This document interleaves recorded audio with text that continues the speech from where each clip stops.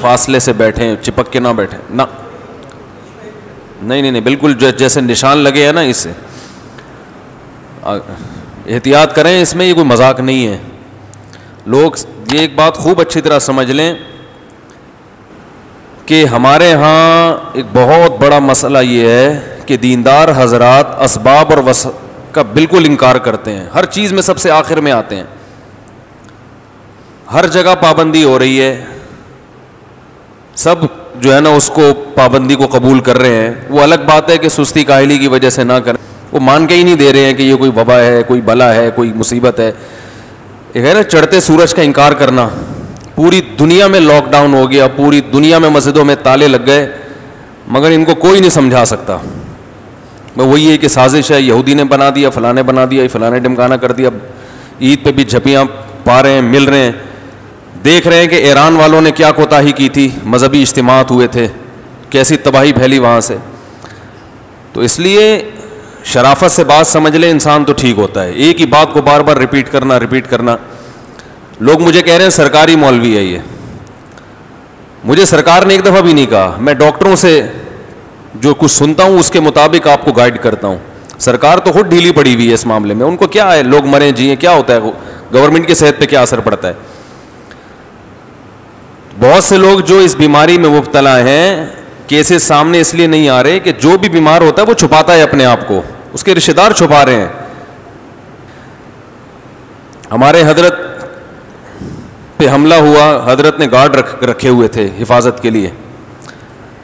تو سب سے زیادہ ان گارڈ پہ اعتراض دیندار حضرات نے کیا ہے, نمازیوں نے, کہ ان کو اللہ پہ توکل نہیں ہے, اپنے ساتھ گارڈ لے کے گھومتے ہیں. سب سے زیادہ اعتراضات.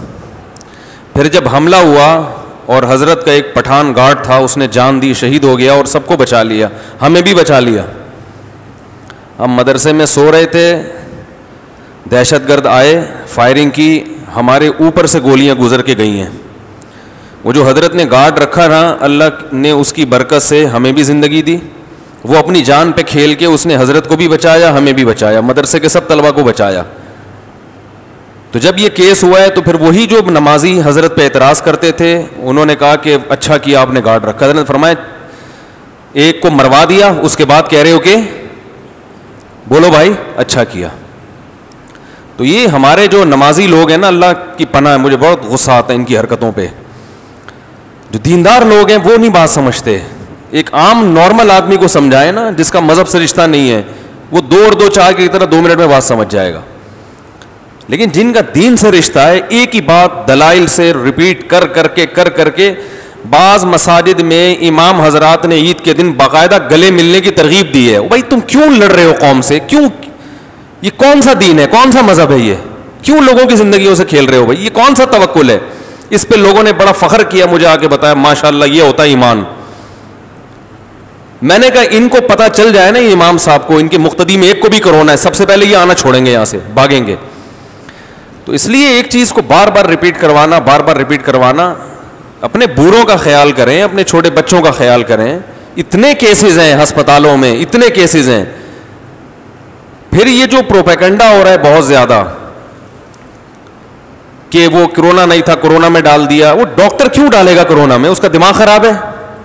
ہوتا ہے بعض دفعہ پازیٹیو آتا ہے, جب پازیٹیو ہوا تو پہلے سے اس کو ہارٹ کی بیماری تھی, اٹیک سے مر گیا. وہ تو مرا وہ اٹیک سے ہے, لیکن وہ اٹیک کا سبب کیا بنا ہے, اس کی جو ریزسٹنٹ پاور تھی وہ کم ہو گئی اس وجہ سے. تو وہ گارڈ حضرت نے رکھے ہوئے تھے, اس پہ بڑے بڑے یعنی دینداروں نے اعتراض کیے کہ ان میں اتنے بڑے ولی اللہ بنتے ہیں مگر اللہ پہ توکل نہیں ہے. حضرت نے تو گارڈ ایسے رکھے ہوئے تھے وہ کسی کو معاف نہیں کرتے تھے. تو پھر نماز کے دوران ممبر پہ گارڈ کھڑا ہوتا تھا اسلحہ لے کے.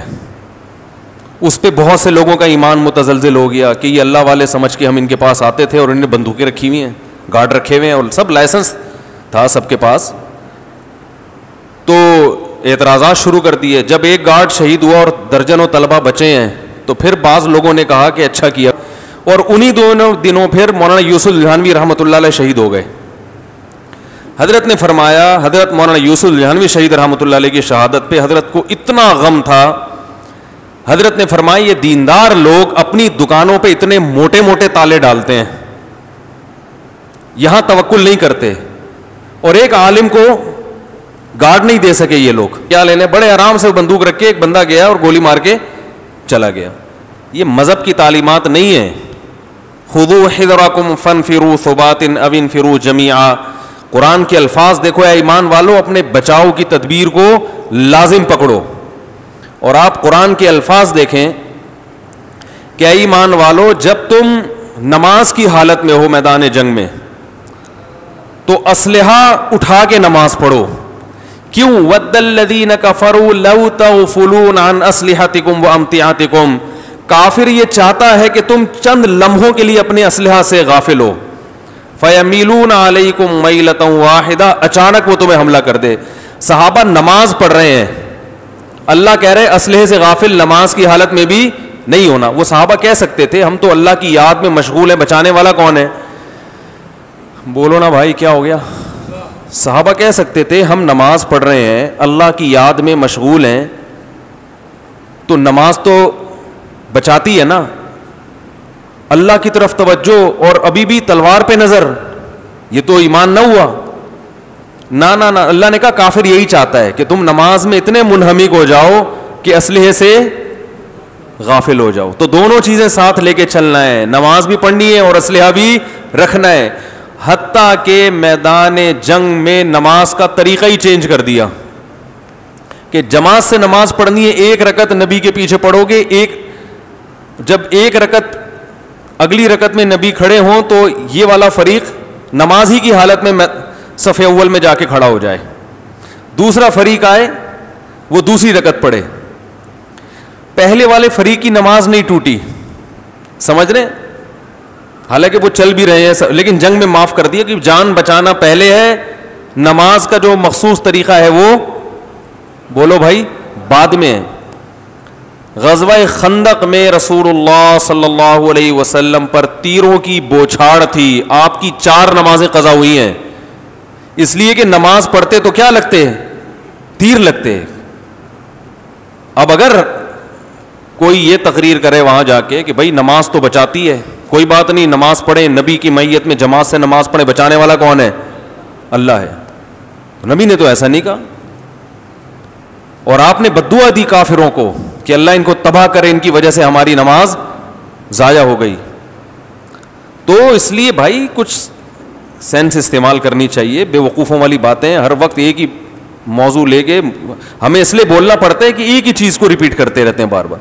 پھر تھوڑے دن میں کوئی کچھ بولنا شروع کر دے گا, پھر کوئی بولنا شروع کر دے گا, پھر کوئی کچھ بولنا شروع کر دے گا.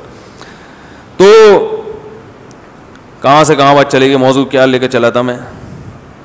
تو اسباب اور وسائل جو ہے نا, اللہ تعالیٰ نے قرآن میں اس کا حکم دیا ہے. ہاں اسباب اختیار کر کے نظر کس پہ رکھنی ہے؟ اللہ پہ. اسباب سے ہوگا کچھ بھی نہیں. مثلا آپ سارے اسباب اختیار کر لیں, آپ ایٹم بم رکھ لیں اپنی جیب میں, پھر بھی اگر مرنا ہوگا تو مر جائیں گے. اور کچھ بھی نہ رکھیں, آگ میں بھی چھلانگ لگا لیں, بچانا ہوگا تو اللہ آگ میں, وہ دیکھ رہا ہوں جہاز کی دم سے چھلانگ لگائی اس آدمی نے, بچ گیا نا. حق نگر حق نما پیش رو اے حبیب